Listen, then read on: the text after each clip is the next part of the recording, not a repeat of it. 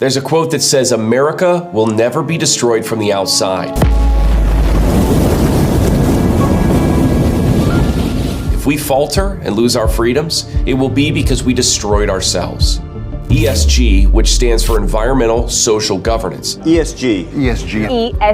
Is a business scoring system that ranks businesses based on their responses to woke ideologies. ESG can be a win-win for everyone. Much like the social credit scores of Communist China. It's a joke, complete fraud. Those who do not acquire an acceptable score, of course, they're punished in the marketplace. While these scores only directly affect businesses at this time, Elon Musk knew that this was coming. it's a soft introduction to social credit, and who knows what the repercussion for churches and Christians could be if this system continues to grow. The entire ESG movement is just another way to circumnavigate around the American voters. As ESG expands into more mainstream functions such as lending requirements, this will have ultimately a detrimental effect on religious liberty.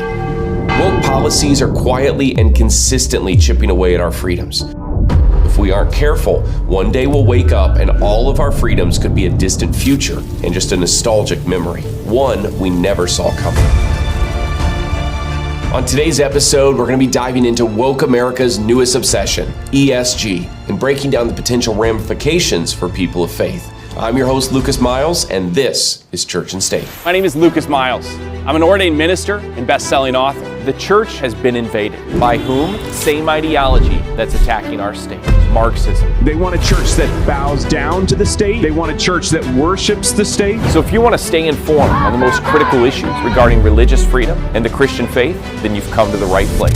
This is Church and State. Welcome back to the show. I believe that this is an important episode. I'm sure that many of you out there, especially if you're already a fan of this show and you've been watching our programming, or perhaps you're tuning into other programs here on Epoch Times, that you're well aware of the dangers of ESG and really the importance of us understanding this and pushing back against it. But I want to make sure that we can fill in those gaps, and specifically for those maybe that aren't as familiar with it, I hope to break that down a little bit more for you on today's episode. But I also want to look at the ramifications of ESG in regards to religious freedom, which I think is an area that isn't talked about as much. First off, again, as I mentioned in the intro, ESG stands for Environmental Social Governance. It's a way of basically rating a business in order to see how it stands up, based upon these predetermined factors that woke America or the New World Order has for society that your business has to abide by in order to get a particular score. Publicly traded companies are evaluated based upon this. They're given a score, and ultimately that affects their investability.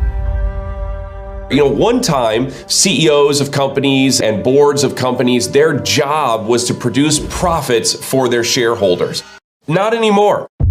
Now, companies are putting ESG scores over profits. And so even if something affects profitability, they're still going to go in that direction because they don't want their ESG score affected. The biggest problem is that there's evidence emerging that it's becoming a placebo, a deadly distraction, because we're putting all our effort into this and we're ignoring what the experts are telling us. Specifically in these three things: environmental, social, governance. What does environmental have to do with? It has to do with, looks at things like energy use, land use, reliance on fossil fuels. So if you're a company that is already in the automotive field or some sort of manufacturer that relies on fossil fuels or energy sources that woke America has determined are not as morally, superior to their, choices of wind and solar, then you're automatically docked. And so right from the beginning, your score is depleted and you don't stand a chance because there's actually no way that you can really fulfill it to the standard of which is set before you. And as I've talked to multiple people in businesses that are evaluated based upon their ESG, one of the things I'm hearing is that very frequently people are sort of fudging their ESG reporting because they know that they can't meet up to this standard. And so they're sort of just, fudging these numbers a little bit in order to boost their score up. And it's actually, at the end of the day, we're not actually seeing even what the real score is to begin with. Why? Because everybody in this understands, especially depending upon what industry you're in, how impossible this is and how bad for American business it is. Take McDonald's, for example. Its total emissions are those that match the entire country of Portugal or Hungary. And much of those emissions come from its use of beef. But when MSCI gave it an ESG rating upgrade in April 2021, it did that by reducing the weighting of emissions from a mere 5% to nothing and instead replacing it with a new initiative that McDonald's had launched around recycling. Except that the recycling initiative came from installing bins in select locations in the UK and France. The social side of this is how the company treats its employees, it treats, suppliers. It's also how the company handles HR policies. The Coca-Cola company teaching its employees to be less white. You heard that right. I did not make it up. You got to be less white. How it handles policies of diversity, equity, inclusion, which is a major part of the ESG score. Already, as people of faith, there's going to be some problems with how woke America treats diversity, equity, inclusion, and how people of faith view a divine, God-given equality that we have as believers. And so there's going to be some pushback there right from the beginning. And lastly, we have this governance issue. It kind of applies to all of the aspects of the company. And so all of these numbers are put together to get this score that then is used to look at the investability of the company, the success of the company. Again, in many cases, the ESG score is being looked at more so even than profits or profitability in determining the investability of this particular company. As I mentioned here, this is very similar to China's social credit score. In 2014, the Communist Party called for a system to allow the trustworthy to roam everywhere under heaven while making it hard for the discredited to take a single step. In trials across the country, cameras and spyware are watching, mapping your digital footprint to every step you take. What you do, say, and even think is being monitored and marked against you. And so, essentially what we're seeing with this is that individuals are evaluated based upon this standard that the Chinese Communist Party has set on how they line up with these certain behaviors that the Chinese Communist Party wants to reward. And so, did you jaywalk this week? The behavior will be recorded in the individual credit information system. On social media that you shared that maybe didn't really fit the standard. And as a result, what's happening? Being discredited makes it hard to get a job, a loan, a hotel room. No more 5-star for you. You're going to be in that little Howard Johnson or that Motel 6 now, because you know what? The way you crossed the street the other day, or the fact that you chewed gum and you missed the trash can when you threw it away, we saw that on our cameras that are everywhere, and we're just going to dock your score a little bit. 4 million people have been blocked from buying high-speed train tickets over low social credit, and more than 11 million from buying flights. ESG, it's bad for business in America, but it is just the beginning. And that's what's so important to see here. This is the start. This is a soft introduction to social credit score. And what you're seeing already, with cancel culture on social media by big tech, etc., that is only going to get worse once the government gets involved and we actually have a rating based upon all of our attributes. Well, you know what? You can't go to church this week because you posted something that we don't really agree with. So, we're just going to shut down power to your electric car with our little master switch that we have, so you can't actually go shopping this week. Sorry, but you know what? Maybe next time you'll learn to follow the system that we've put in place here. And this is really, what comes next after ESG. And you might go, that sounds far-fetched, that sounds extreme. This is scare tactics, Lucas. I would agree with you if it weren't already happening in other places in the world, like communist China, which so much of this current administration is looking to for the policies that we have right now. So don't tell me that the Biden administration is not seeing what's happening in communist China and going, hey, maybe we should put this in place here. And of course, it's not just the administration, it's also globalist investors, leftist investors, the Soroses of the world that are pushing this. And one of the reasons I think this is important, when we look at ESG, why is it happening? Why is it just because we care about the environment, we care about this, we care about that? Yes, there are aspects of that I believe there's ideology behind it. And we could even look at aspects of ESG and say, look, some of these things are good things until they become mandated. And this is exactly what we saw with COVID. It's not necessarily that every idea that the left has is wrong. although most of their ideas are wrong. But it's the moment that you make something a mandate in such a way that if you don't abide by this, our opinion to this thing, that then you are somehow docked. These aren't just basic safety laws. This is actually crippling America businesses. Let me give you, a couple reasons why. So first off, America already has the cleanest manufacturing facilities, the highest level of standards. So when you insert ESG on top of this, companies that are already spending thousands and hundreds of thousands, in some cases millions of dollars on their current level of standard, now all of a sudden has to raise that budget by 25% just to meet, a basic, solid ESG score for their manufacturing. Now, do you think China is doing the same thing in their government-run factories? No, of course not. Ironically, BlackRock controls about the same amount of shares, about 7.5% of PetroChina as they do Exxon. But they don't engage in any of the same behavior when it comes to that company. They don't push for net zero policies. They don't fiddle with the board of directors. I think if they did, Larry Fink would find himself not welcome in mainland China very quickly, because we know how that government acts. This is one reason why some, U.S. businesses send their manufacturing to China. Why? Because there's certain costs that they can cut in order to be able to lower the cost of production. What costs are being cut? Specifically, they're actually avoiding certain things. So China is sort of introducing this at a social level, and they're sort of pushing this out on the rest of the world when they themselves are not following ESG within their own manufacturing facilities into the same standard that we're seeing here in the US. So as we cripple American businesses by, requiring them to go to this standard, what do American businesses do? They go, look, this is too expensive to try to meet this standard here in the US. We're going to start sending this stuff overseas. Who benefits from this? Communist China benefits from this, of course. And so, this is the cycle that we're seeing, and really the sinister nature of ESG is it's not there to help make businesses more profitable. It's not there to make the environment better or to make Earth better for humans. No, because the left views humans as parasites. It's all about helping the environment, but not helping the actual standard of living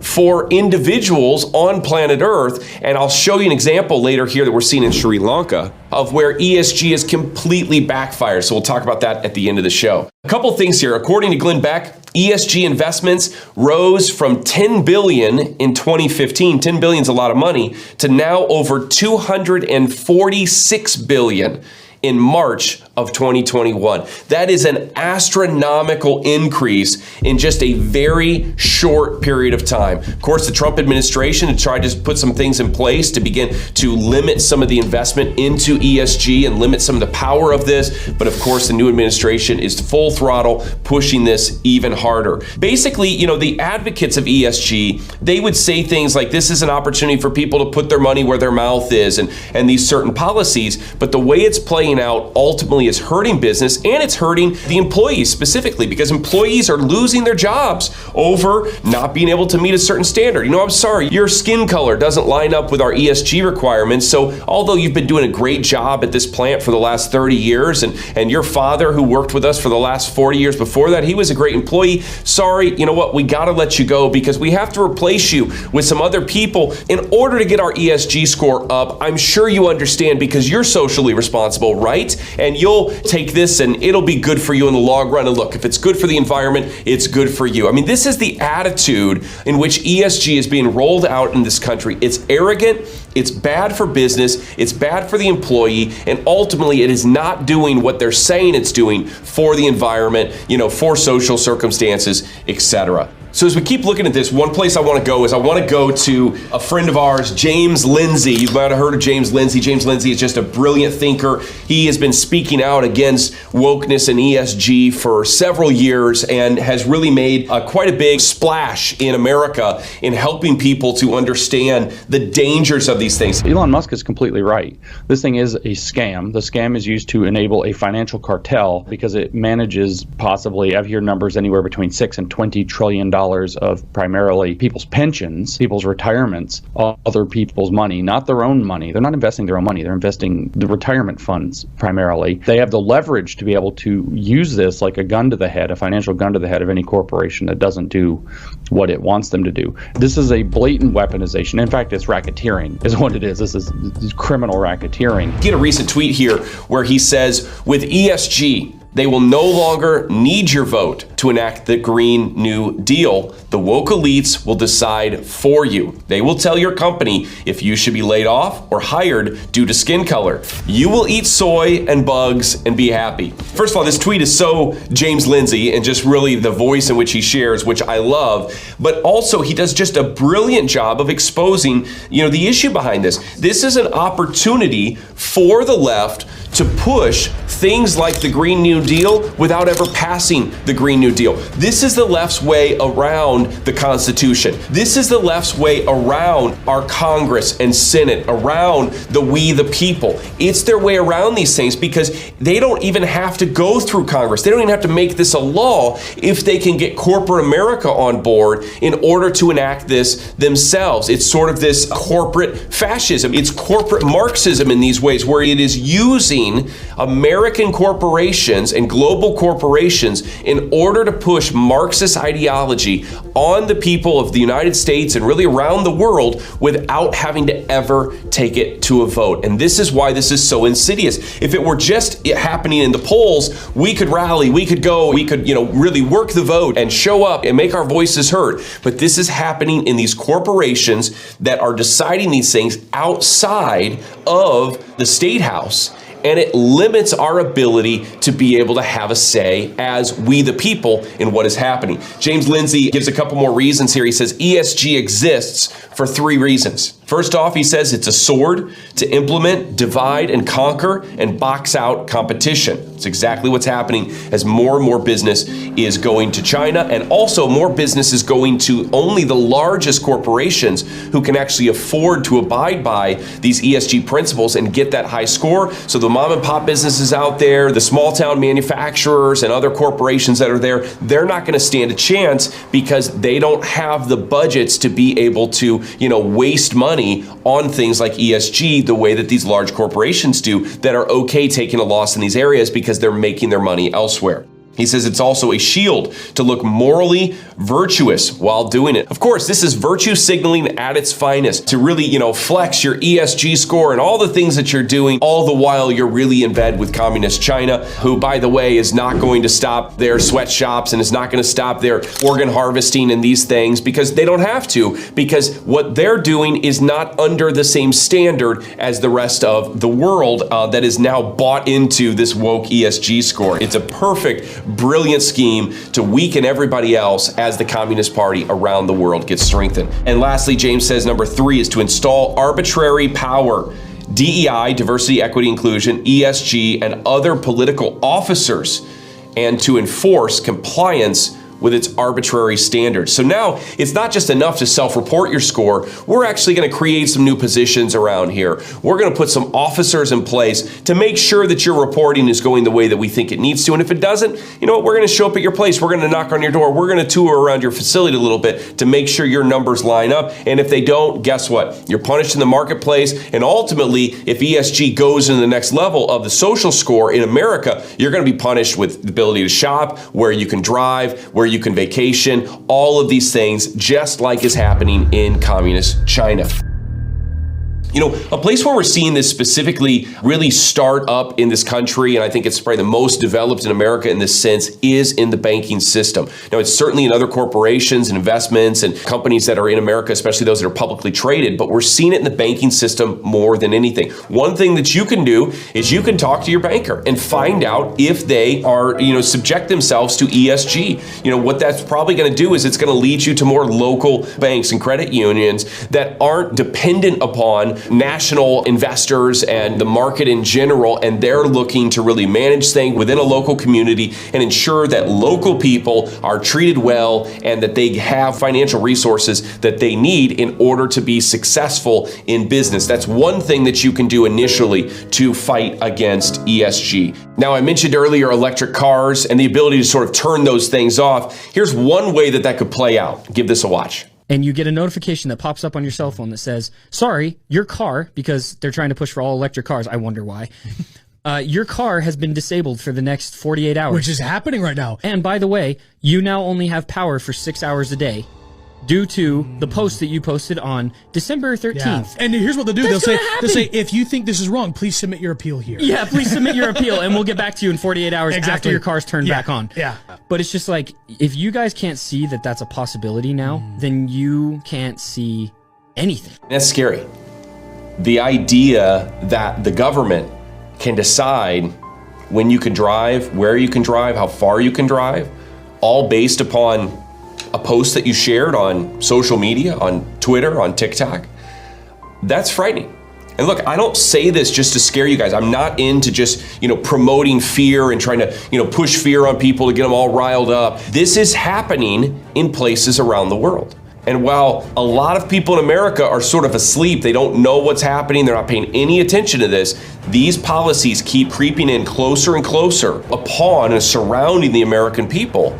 And these things are starting to become a reality. One of the individuals I really respect in this space who talks out against this is Glenn Beck. Glenn talks specifically about how ESG is really going to affect society as a whole. Our society is being completely redesigned with something called ESGs. They are going to make tons of money. Social justice has now been monetized. This is going to be a very unpleasant and socially unpleasant transition that we all have to go through.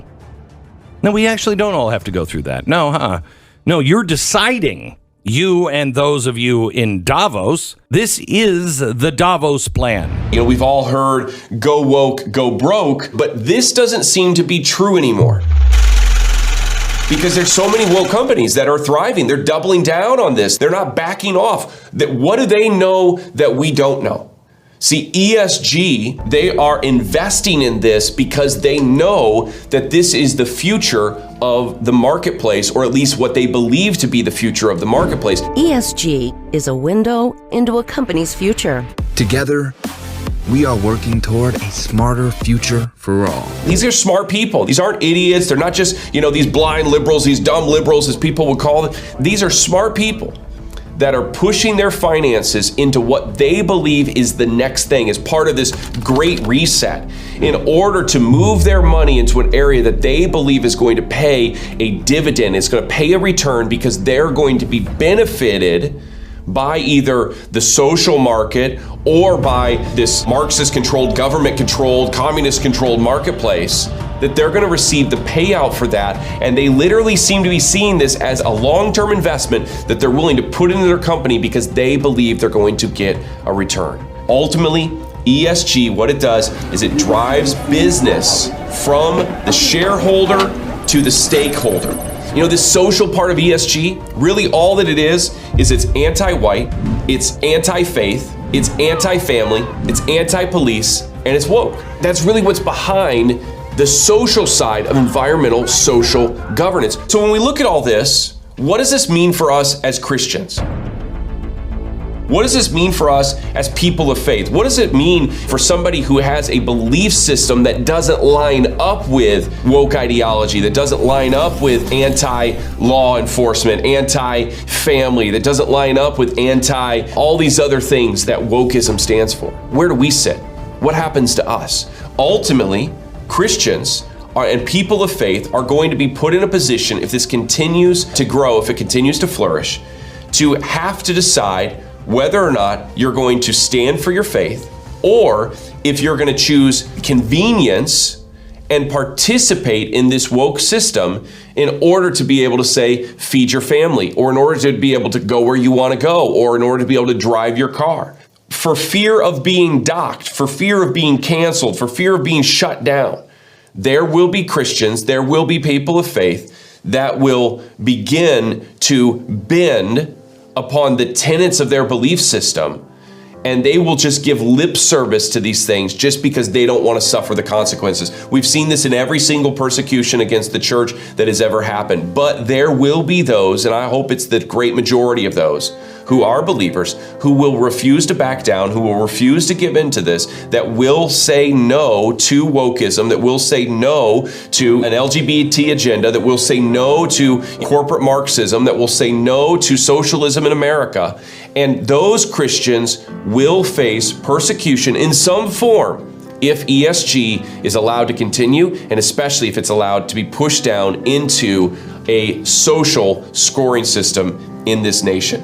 Heritage Foundation, they did an article here. It's called What is Wrong with ESG Wokeism? I want to share a couple of their big takeaways that they had, because like always, Heritage Foundation is just excellent at nailing this. They're on top of it, they're cutting edge, and I just love the guys over there. Here's a couple of their 3 top takeaways. They said that ESG advocates force companies to take positions in the political arena on issues that may have nothing to do with the company's actual business activities. So ESG is forcing companies to take positions in the political arena on issues that may have nothing to do with the company's actual business. I mean, you remember when Coke used to make beverages? Apparently they don't do that anymore. Now all they do is they push, woke ideology through their commercials. That seems to be why they exist. Do you remember when Starbucks just used to make, okay, maybe Starbucks never just made coffee, but I seem to remember a day where they might have just made coffee. But now coffee is like secondary